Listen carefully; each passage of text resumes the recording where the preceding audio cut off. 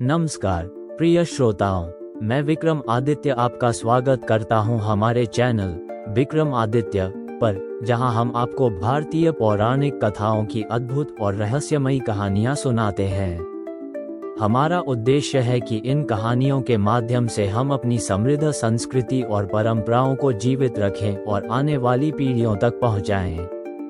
यदि आपको हमारी कहानियां पसंद आती हैं, तो कृपया हमारे चैनल को लाइक, शेयर और सब्सक्राइब करें और इस वीडियो को व्हाट्सएप, फेसबुक, इंस्टाग्राम जैसे सोशल मीडिया प्लेटफॉर्म्स पर अधिक से अधिक लोगों के साथ साझा करें, ताकि हमारी संस्कृति की ये अनमोल धरोहर सब तक पहुंच सके।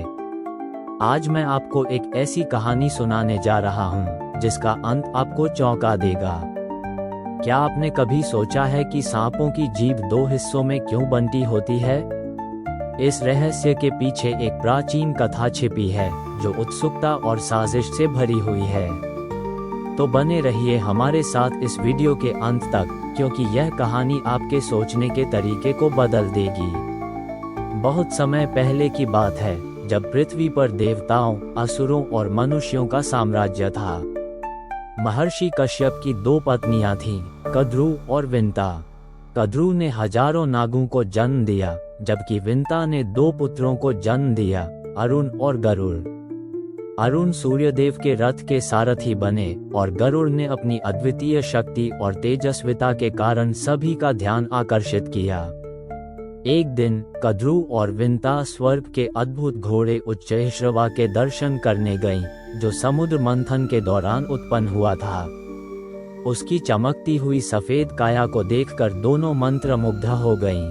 तभी कद्रू ने कहा, देखो, उसकी पूंछ काली है। विंता ने उत्तर दिया, नहीं, उसकी पूंछ भी श्वेत है, जैसे उसका शेष शरीर। इस पर दोनों में विवाद हुआ और उन्होंने शर्त लगाई कि जो भी गलत साबित होगी, वह दूसरी की दासी बन जाएगी।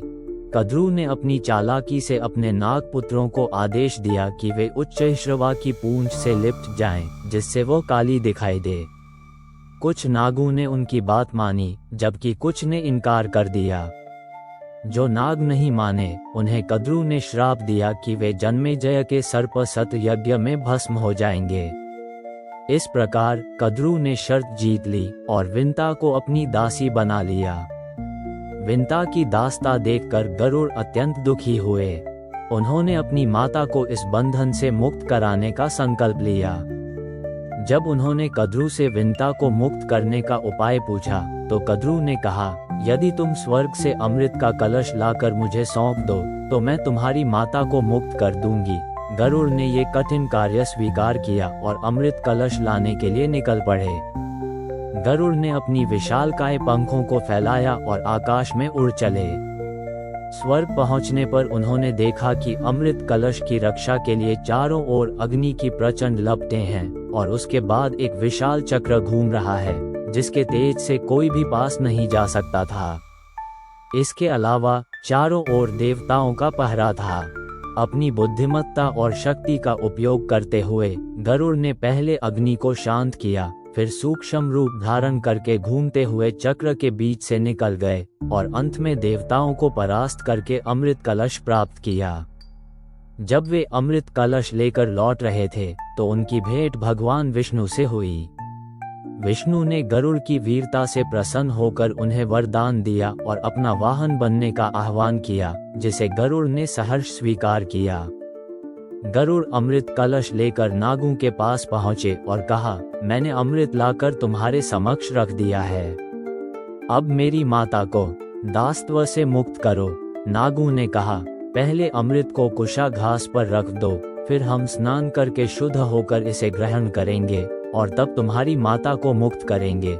गरुड़ ने अमृत कलश को कुशा घास पर रख दिया।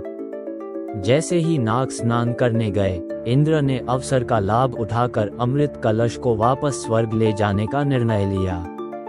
जब नाग स्नान करके लौटे, तो उन्होंने देखा कि अमृत कलश गायब है। उन्होंने सोचा कि अमृत की कुछ बूंदें कुशा घास पर गिर गई होंगी, इसलिए उन्होंने कुशा घास को चाटना शुरू कर दिया। लेकिन कुशा घास की धारदार पत्तियों के कारण उनकी जीभ कट गई और दो हिस्सों में बंट गई। तभी से सांपों की जीभ दो फांकों में बंटी हुई होती है। तो दोस्तों, ये थी वो रहस्यमयी कहानी कि कैसे सांपों की जीभ दो हिस्सों में बंटी।